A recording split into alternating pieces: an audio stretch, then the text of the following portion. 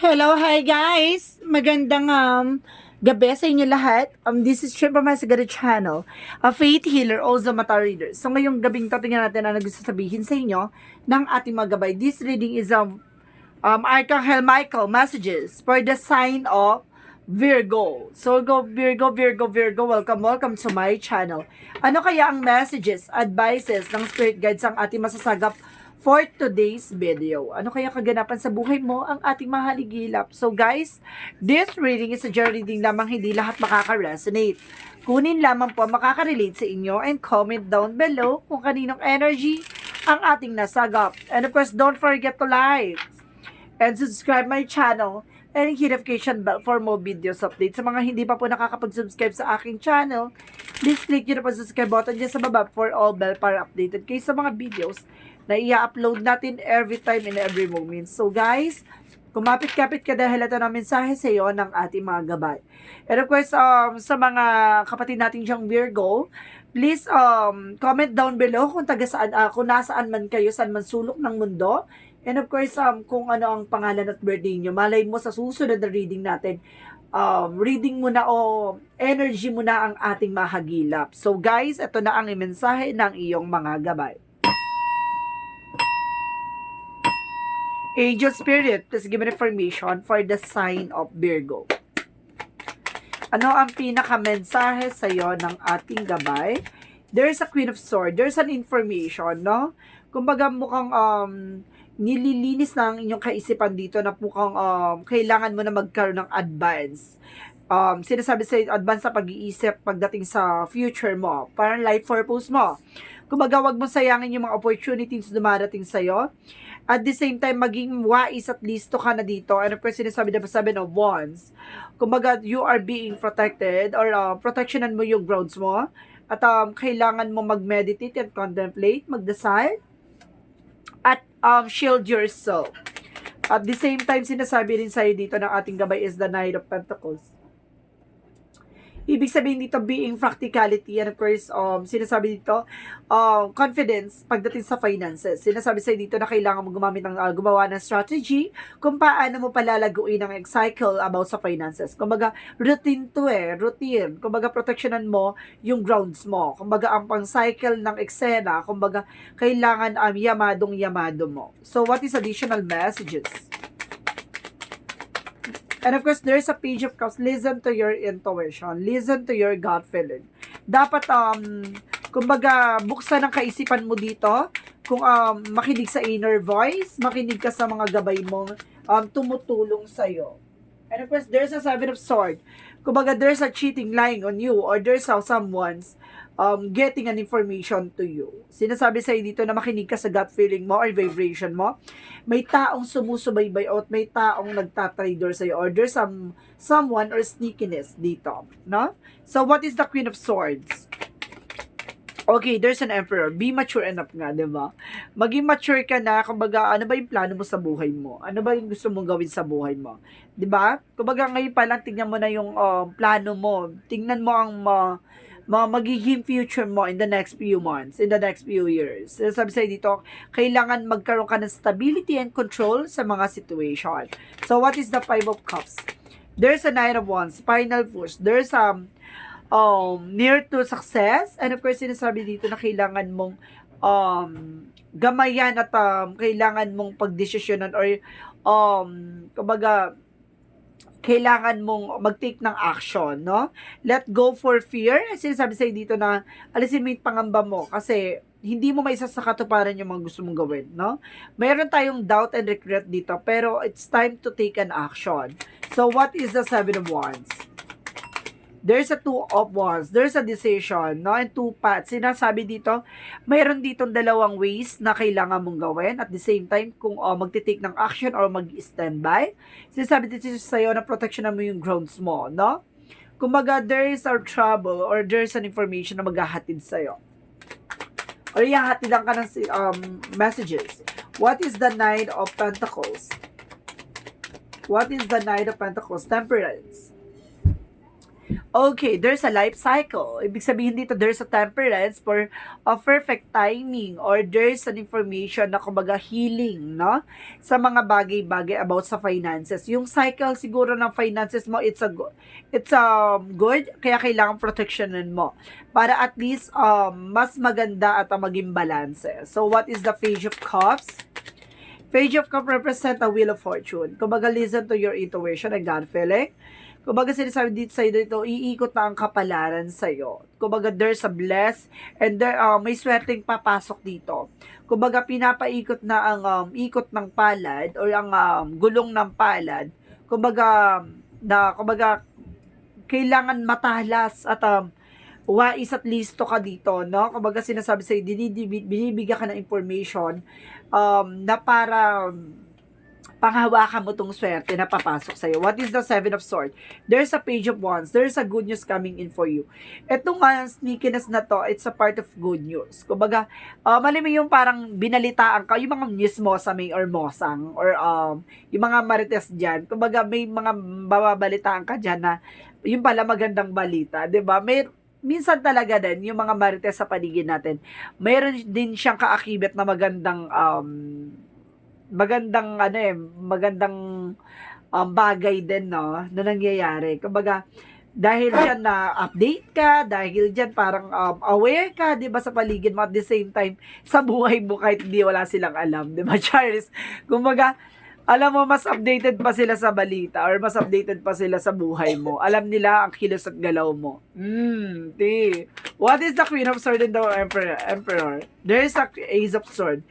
There is a breakthrough. And of course, sinasabi sa'yo dito, bibigyan ka ng kaliwanagan, no? Kumbaga, there's a mental clarity. Binibigyan ka ng linaw na isipan at talagang may specific explanation to. Kumbaga, kontrolado mo at talaga may stability ka. What is the Five of Cups and of course the Nine of Wands?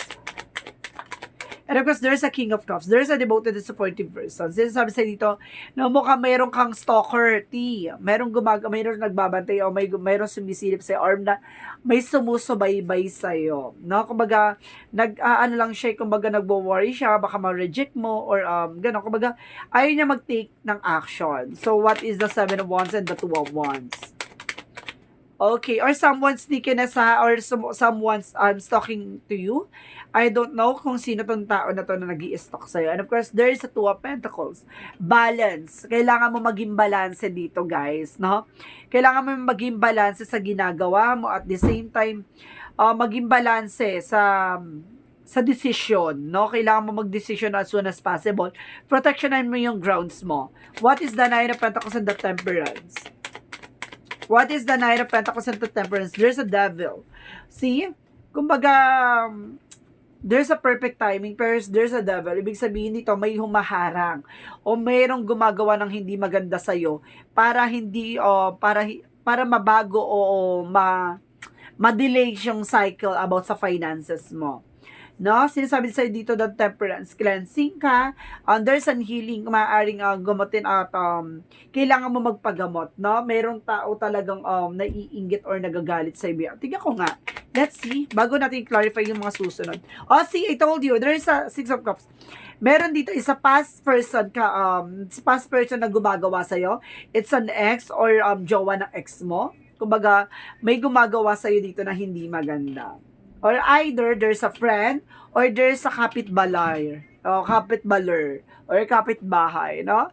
Or family related. Well, pero ang sense dito with the Six of Cups is a third party. It means your ex or a jowa ng ex. What is the Page of Cups and the Wheel of Fortune?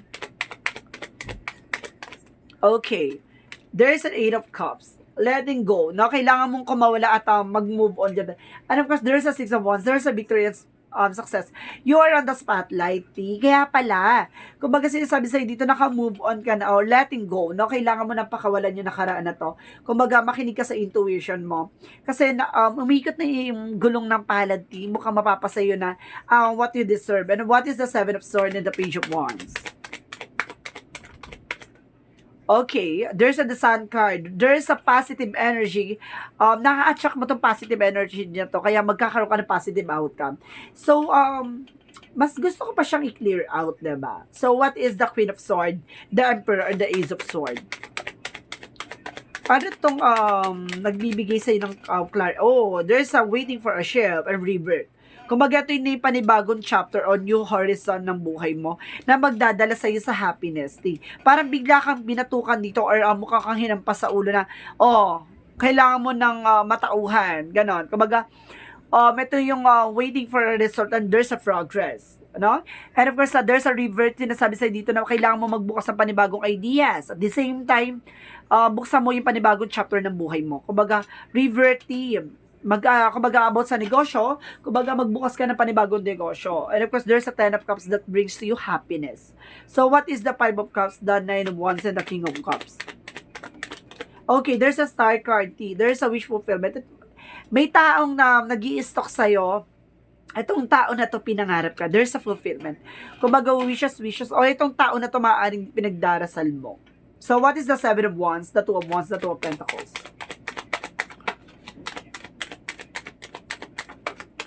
Okay, there's a the World card. Ooh. Mukha talagang sinasabi dito sa'yo na mukhang protection mo yung sarili mo. Bring yourself into balance. The word can represent of trouble. Ibig sabihin dito, maaaring sa ibang bansa mo itong makilala or maaaring dito mo sa Pilipinas makilala or disang ka mang sulok ng mundo nakatira. Sinasabi sa'yo dito na the word is a trouble. So, ibig sabihin marami kang gala or marami kang communications na transition or travel, ganon. At the same time, what is the Nine of Pentacles? And of course, there's Temperance, the Devil, and the 6 of Cups in reverse. Let's see. Ano yung pinaka-clarification nito? Dito ako na-excite. Who's there? Knock, knock, who's there? Oh, there's a 9 of Cups, wish fulfillment. Kumaga, ito yung magtutupad sa mga pangarap mo, T. After mo ditong, okay, thank you. Naiinggit daw to kasi unti-unti mo na natutupad yung mga pangarap mo. Yung parang hindi naman nagulo yung buhay mo. Bagkus parang naiaayos mo pa, di ba? Inggit. Tera. So, there is a Page of Cups, the Wheel of Fortune, the 8 of Cups, and the 6 of Wands. And of course, sinasabi sa'yo dito, there is a 5 of Swords. Ooh, okay. May nai-stress, no, behind your back. May nai-stress dito, you're feeling frustration.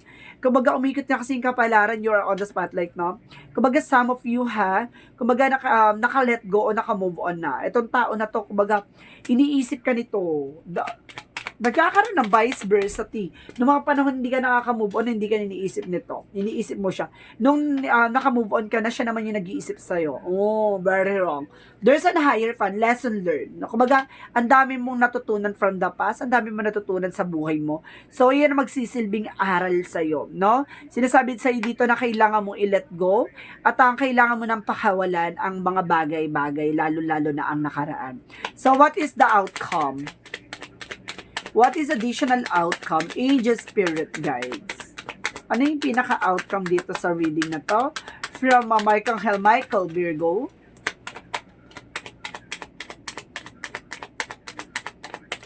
Okay, there is a Knight of Swords. Magiging mabilis daw ito. Ano ang pinaka-message sa'yo ni Archangel Michael? Okay, ano yung pinaka-message sa'yo ni Archangel Michael dito? Ano yung pinaka-message sa'yo ni Archangel Michael dito? Your home is protected by angels. So, ibig sabihin, pinoproteksyonan ka at pinangangalagaan ka ng ating Archangel Michael. Lalan na yung tahanan mo. And you're on the right path. Ay, nako. Sinasabi sa'yo dito, Virgo, nasa tamang direction ka, nasa tamang wisyo ka. No?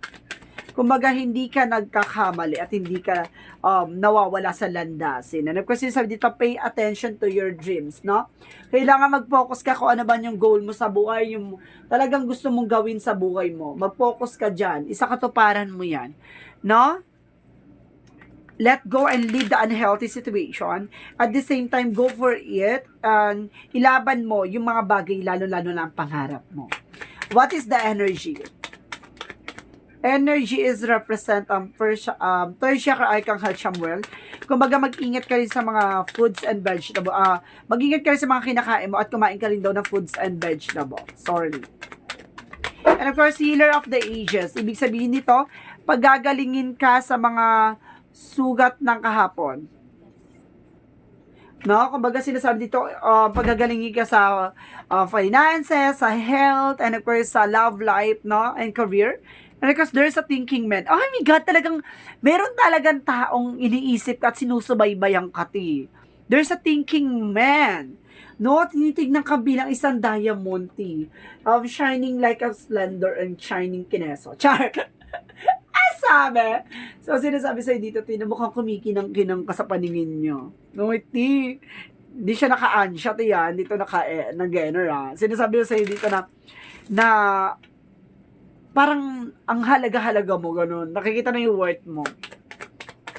No? Itong tao na to, kumbaga, my God. What is additional messages? Maganda ka, team. Itong tao na to, makikilala mo na.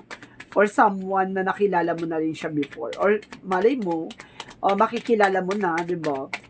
Let's see what is additional messages. And a death card. Kumbaga, learning the ending and merely beginning. So, ibig sabihin dito, transformation, no? Natapos na at magsisimula na ang panibagong chapter ng buhay mo. So, what is the Monsology? What is the Monsology?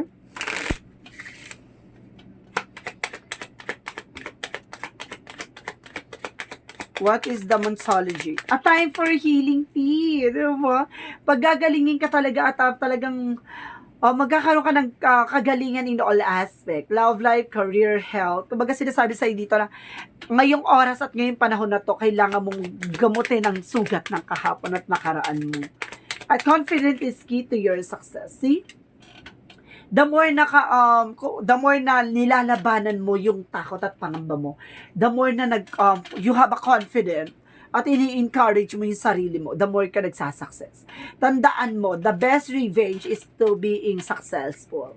Diba? Kumbaga, ipakita mo sa kanila kung sino ka talaga. Diba? What is additional messages? Sinasabi dito, strength. Oh, strongest energy na kailangan mo maging matatag. Maging malakas. No? Everything you've experienced in your life has made you strong and courageous. No? Lalo kang pinalalakas. At lalo kang pinapatibay nito, T.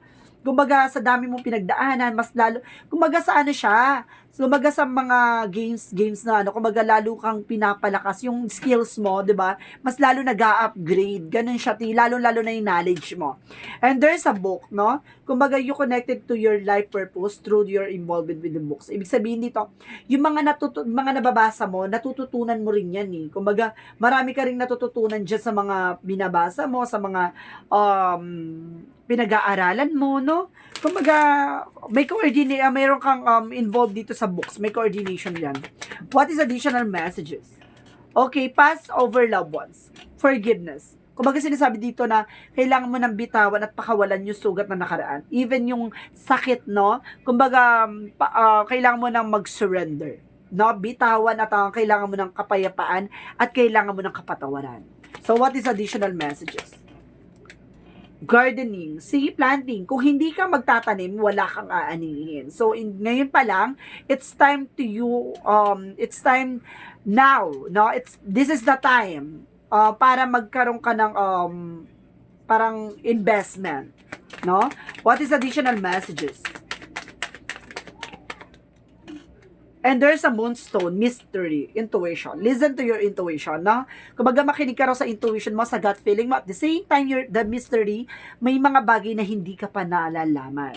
So, ibig sabihin dito, may revelasyon at mayroon ka ditong malalaman, kumbaga, with unexpected moment. And there's a mystery behind, kumbaga sinasabi sa'yo dito na there's an hidden enemies. May mga tao or may mga hindi ka pa kilala or may mga taong hindi ka pa nakikilala. May mga tao sa paligid mo na hindi mo pa lubos na kilala, no? Na may lihim na inggit or may lihim na galit. Kumbaga, sinasabi sa'yo dito, maging open ka sa mga possibilities. Kailangan maging aware and conscious ka sa bawat paligid, sa mga nasa paligid mo. So, what is the chakra? Okay, chakra is vanity. Oh. So, ibig sabihin dito, iwasan mo raw yung mga walang kabuluhang bagay, ha? yung mag-i-spend ka ng time para sa mga walang kabuluhang bagay. There's a trickery. Maluloko ka lang, no? Sinasabi sa'yo dito, protection mo yung grounds mo. Kumbaga, pay attention to your dreams. Doon ka dapat tumutok sa pangarap mo. Wag dito sa mga bagay na ano lang, kumbaga panandali ang saya lang. Kumbaga meron dito kumbaga lolokohin ka ulit dito, kumbaga magkakaroon ng parang collaboration, party, kumbaga ito yung ano kumbaga walang kabuluhang eksena, yung magsha-shot sa ano or kumbaga nag-i-spend ng time sa walang kabuluhan. Sinasabi sa'yo dito na kailangan mong kumawala dyan at kailangan mong maging maingat. Kasi there's a despondency. Stress ka talaga. No, you're feeling stressed dito. Some of them, some of you, kailangan, sinasabi dito na mukhang depressed or may iniisip, no, may pinagdadaanan. Sinasabi rin sa'yo dito, there's a miracle. Kumbaga, bigla kang ililip up, iaangat dito. Parang babaguhin ka dito ng eksena. Kumbaga, being a stress, tapos being fulfillment. Kumbaga, nandun ka sa stages ng kapag kalugmok, bigla ka niyang babangon, no? Bigla ka ibabangon ni God. Yung problemado ka, tapos biglang, blessing. What is Love Oracle card? And of course, there's a cassette, no? Wag mo na raw balik-balikan na nakaraan, P. Masasaktan ka lang. And there's a coffin. Oh, there's an ending. Tapusin na, P. Changes. May pagbabago na. Baguhin na. No? What is angel's number? There's a 0. I am limitless. So what I am limitless? There is no beginning and there's no end. All is infinite. It is time to develop your spiritual side. You are gaining new sights and understanding of both godly and earthly things. So ibig sabihin dito, para sa iyo walang limitado. No? Kumbaga open ka sa lahat ng mga posibilidad. At of course, sinasabi sa iyo dito, walang hanggan at walang wakas na kaligayahan na magpupuno sa iyo o pupunan ng ating may kapal. So, sinasabi na sa'yo dito na kailangan mong i-embrace o kailangan mo i-accept, no? Or kailangan mong tanggapin yung mga bagay-bagay na hindi mo kontrolado. Lalo-lalo na yung mga tao sa paligid mo.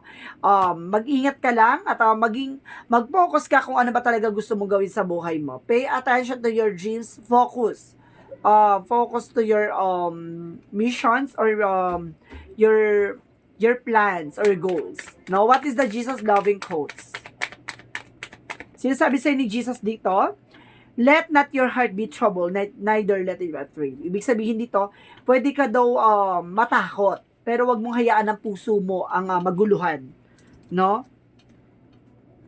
What is the messages of life?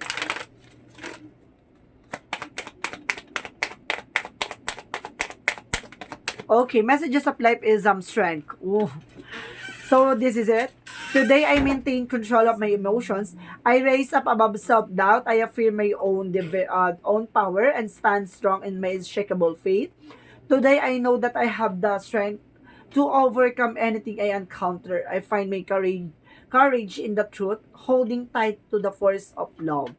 I interpret over fear. Ito na, kumbaga, pinalalakas ka na, no? Pinalalakas ka na sa hamon ng buhay, sa mga pagsubok na pinagdaanan mo.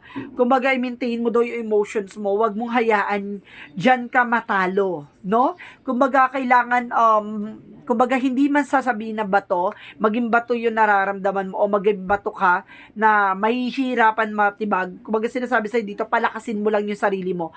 Ay, kumbaga, yung pain na naramdaman mo, ay gamitin mo yan bilang inspirasyon or bilang isang power mo. No, yung mga pinagdaanan mo, yung sakit na pinagdaanan mo, yung naramdaman mong pagkalugmok o pagkadurog sa'yo, no?